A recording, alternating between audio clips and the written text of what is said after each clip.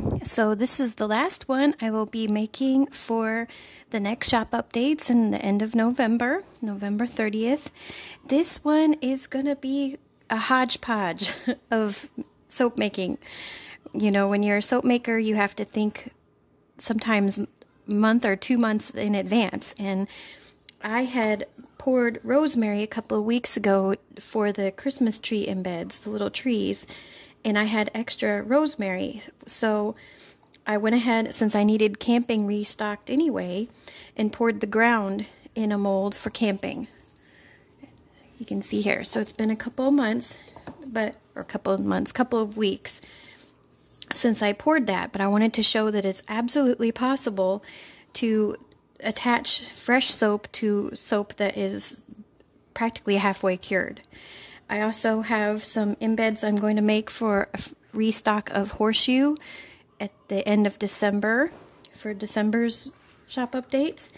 And I'm also going to pour some mother and child soaps because I needed those restocked, and I wanted to have plenty of those for Christmas time as well, holiday time, I should say. So I have already melted all my butters and coconut oil, and I've already incorporated it with my lye water and mixed it to a good trace here. So first thing, before it gets too solid, is to do the little horseshoes. This is what the molds look like. You always want to do them with a fairly liquidy trace, but not too liquid because they're kind of tedious.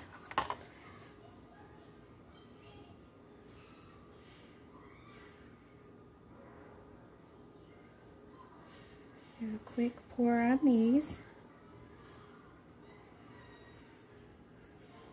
And like when I'm gonna make the camping soap, I always have to make the little pine trees ahead of time, and the moon, and the tents too. So sometimes if I have extra batter from other projects, and I think, well, what can I do with this? Because nothing should go to waste. And sometimes you just don't need that much soap dough because it's a lot of batter left. So if I need something else ahead of time, then I know that I can pour the embeds for that and have them already ready. Which is what I did for the tents and the moon. They were already poured from making October soaps at the end of September. So I've got this to kind of wiggle it around so it gets all in the nooks and crannies of the horseshoe mold. So there's one.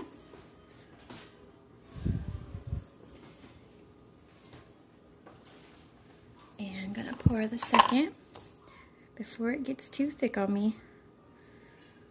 It's kind of warm in the house today. We had to turn up on the heater. It's been cold here, so things thicken up faster when it's warm in the house.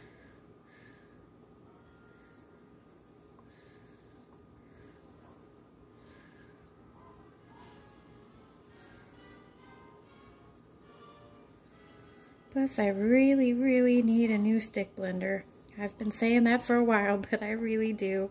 I have to hold that thing together as I blend, which is kind of why I don't show that part. Because, you know, thank God for gloves. Because my hand gets really close to it.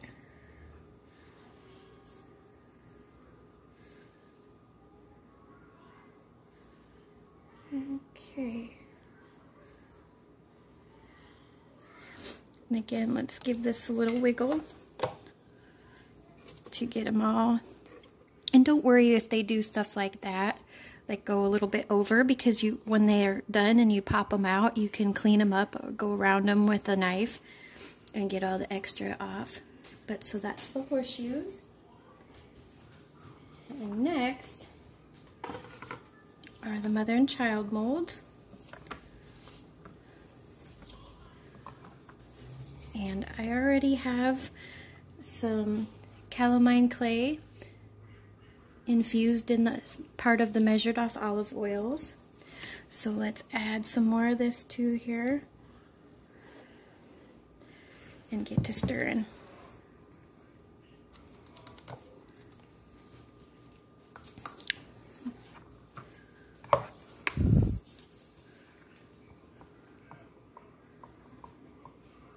And when you add any more oils of anything to batter that's thickening, it will loosen it back up.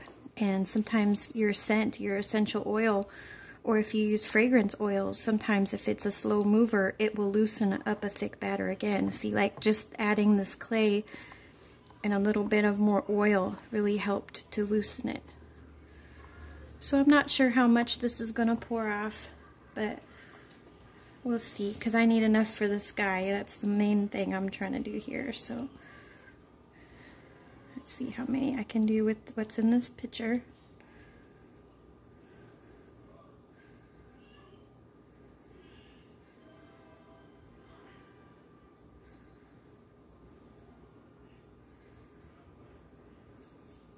Can I at least get 4? That would be good. Oh yeah, it'll make 4.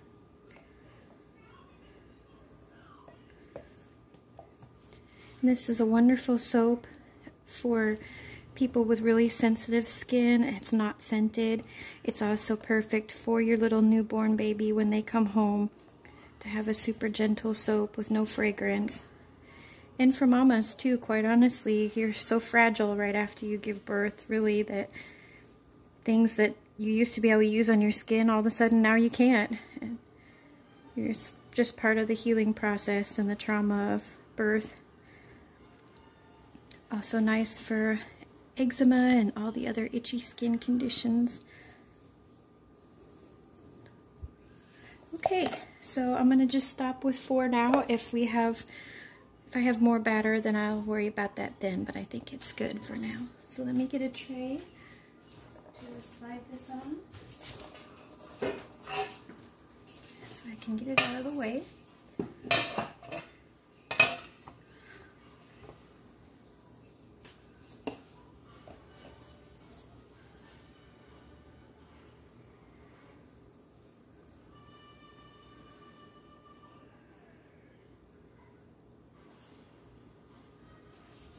Try to get a little bit more out of this cup here so that I can reuse it if I need to for the black, but I think it'll be good.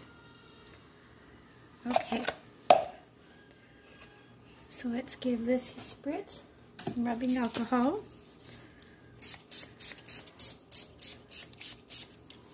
And move this on out of the way. So here we are back with the camping, the ground. Now this is how I do it. I want to make sure that I really spray it good with some rubbing alcohol, 99% or as high as you can get, because the alcohol is going to help this second layer to stick. And here I have my little tent. Where's the camera? There we go. The little tent embeds that are colored with cocoa powder. So I'm going to place them on the ground already. I try to place them off. I put the tents always to like one side, because the tree is going to go on top on the other side. Okay, so let's move this a little bit. And here I like to reuse the containers that I have for coconut oil or whatever, and so I have my activated charcoal in there already. So first, because this is thickening up on me here, I'm going to add the eucalyptus oil, because the eucalyptus will help loosen it back up again to make it easier to pour. Give it a good stir, get that eucalyptus all working in there. I love eucalyptus oil. I mean, I know some people don't like it and think it smells kind of like Vicks, but I really like it. I think it smells fresh. It has a real freshness to it, and if you can ever get your hands on some real leaves, oh my, are those awesome. They smell so good. Okay, so that's done a little bit better here now. And I'm going to pour in my activated charcoal. Again, it floofs on you. See the floof? And start to stir it around. Hopefully I won't need to add more. Because boy, that's when you get it all over your hands, is when you're trying to get it out of the bag. Get it measured out. And it's okay if it's not jet black anyway too, because I gotta get this sky in there soon. And grayish black is nice too. It means it's not that dark of a night yet. Or maybe just the beginning of evening. But that looks pretty good. Let's see if there's any more in the container here that can come out. Oh yeah, there's some more. Stir that around a little bit too. Never wear anything you really care about when you're making black soap with activated charcoal, because it's gonna get it.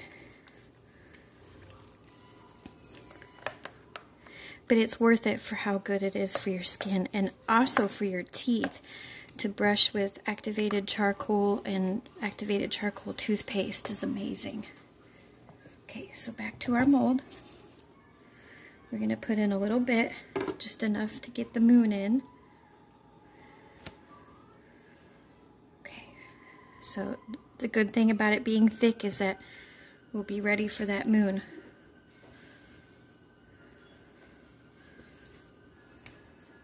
Last time I made camping fresh, I had to wait forever to get that moon in.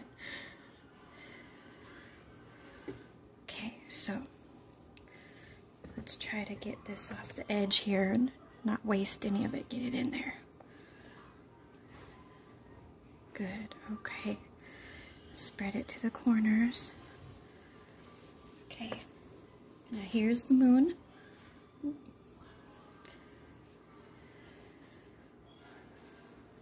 And ready to place that.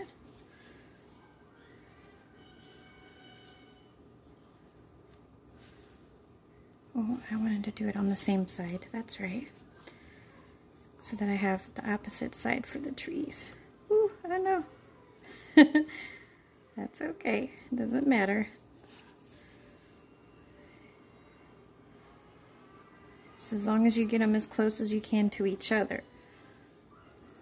There. And the end piece will be sample on this end anyway. Okay, so now let's get the rest of this black in there. Cover up that moon.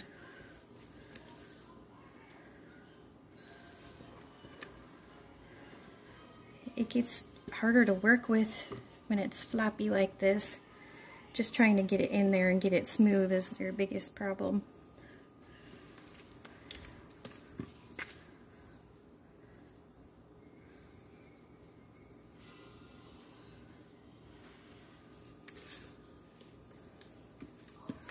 And not get it all over yourself.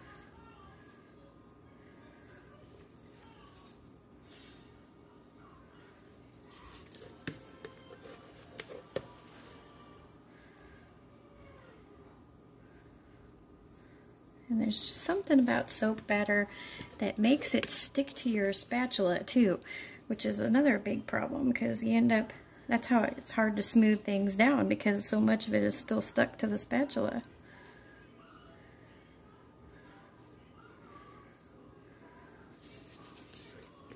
And to the bowl, quite honestly.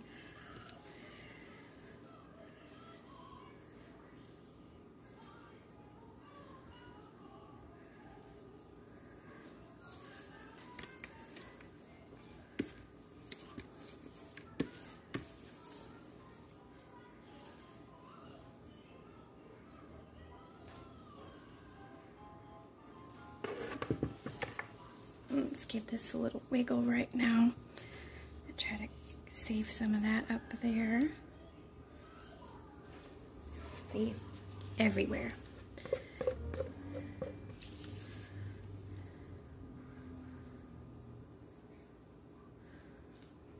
And the camping was one that I didn't really plan on having be one of the 12 standard soaps, but I just had a couple of people that just love it. There's one really sweet lady, my customers, that I sent it as a sample for her husband because she asked if I had any manly scents, and I said, well, camping was probably pretty unisex, and a lot of men like eucalyptus, so I sent that one, and boy, she said he just loves it.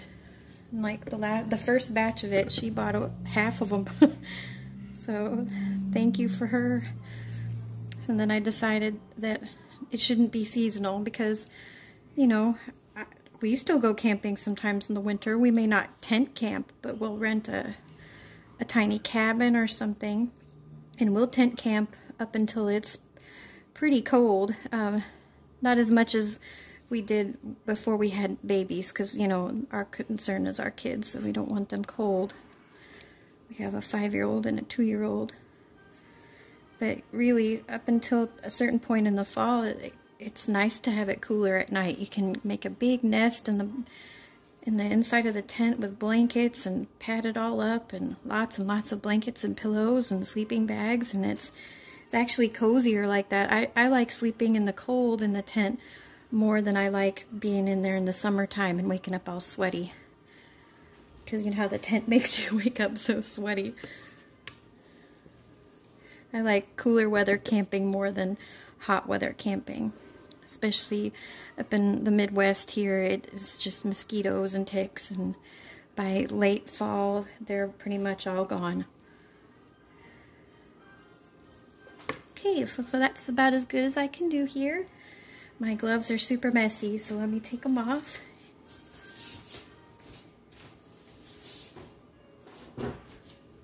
Give this a spray. You always want to spray charcoal soaps a lot because they tend to ash.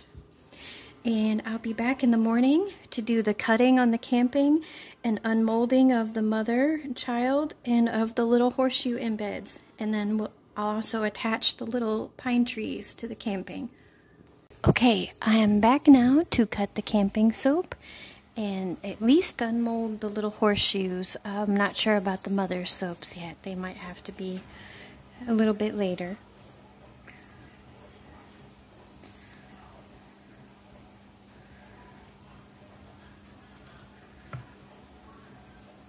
So here's the little camping, and then the pine tree that's 3-dimensional will go right there.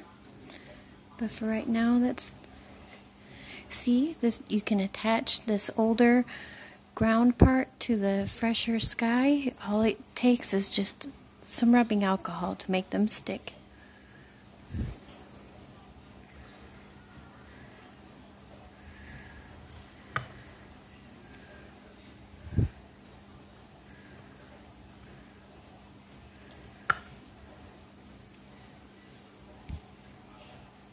And the rosemary ground turned out really good this time. I didn't make it too dark. Ooh, that one's got a little star. Or Venus. Which is always the brightest object in the sky. Oh, that one's got a little star too. Oh, how cool. On both sides.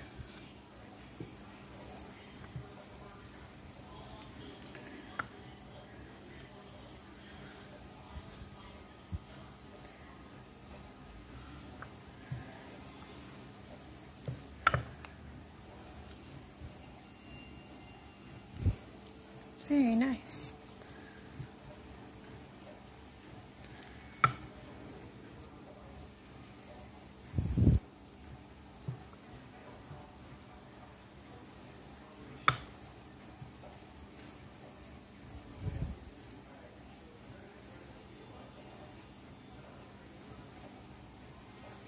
All right. So those look great. And we'll attach the little trees in a bit. And now we're going to unmold these little horseshoes. Just give them a gentle push.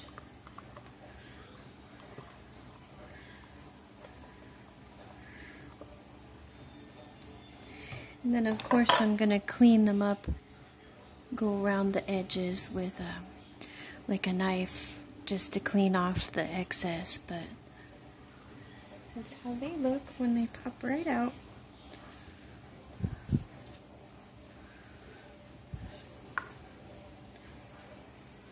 And this originally is a chocolate mold. So it makes perfect embeds for soap. You just have to kind of take off the little stick part. You know, sometimes it'll pour a little bit into the stick, but you can just cut that right off. And this will go on the horseshoe soap, which will be restocked in December. By then these little soapy horseshoes will be perfectly white and ready to go on top.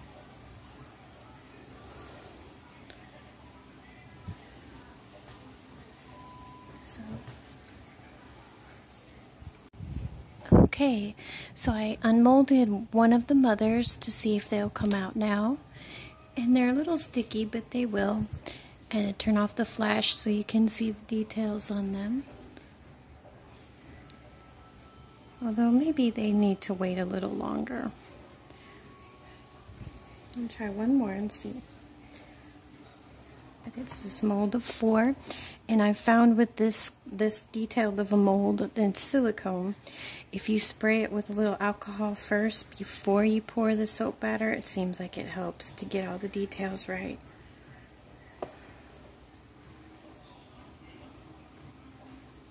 So there they are. And those will also be part of the restock and the big soap shop update on November 30th. Although the mother and child and the camping soaps are always in stock. There's 2 of my standards. So thank you so much for watching. Links will be listed down below. Take care.